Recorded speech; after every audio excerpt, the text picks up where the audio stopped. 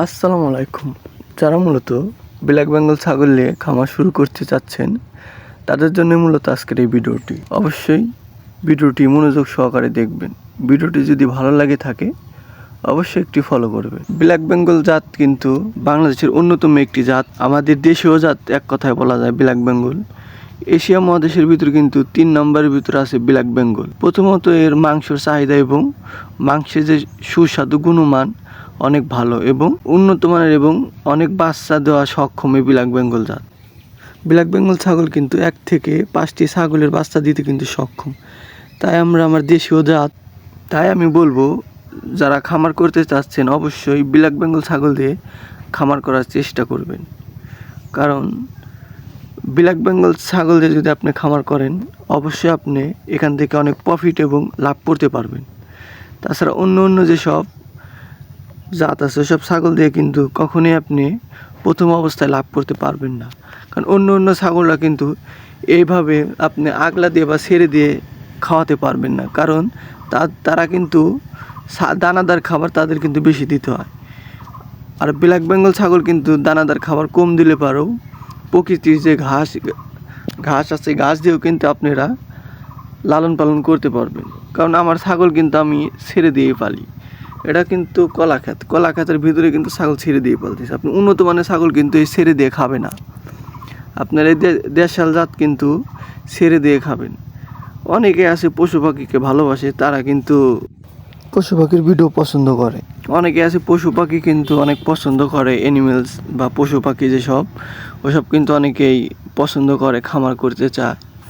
অবশ্যই তারা মূলত যে কাজটি করবেন, হুটহাট করে একটি ডিসিশন নেবেন না।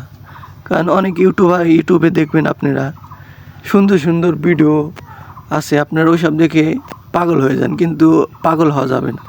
কারণ বাস্তব জীবনের সাথে কিন্তু 2-1 মিনিটের ভিডিওর অনেক পার্থক্য আছে। কারণ আপনি 2 মিনিট 3 মিনিট একটি ভিডিও দেখতেছেন, ভালো লাগতেছে, হুটহাট করে টাকা পয়সা আছে, হুটহাট করে 1-2 লাখ টাকা খরচ করে খামার করলেন, আপনি কিন্তু প্রথম অবস্থায় লস করবেন। কারণ আপনার যদি অভিজ্ঞতা না থাকে, আমি প্রত্যেকটি ভিডিওতে বলি, আপনাদের যদি অভিজ্ঞতা না থাকে এই সেক্টরে আসবেন না বা বড় আকারে প্রথমেই শুরু করবেন না।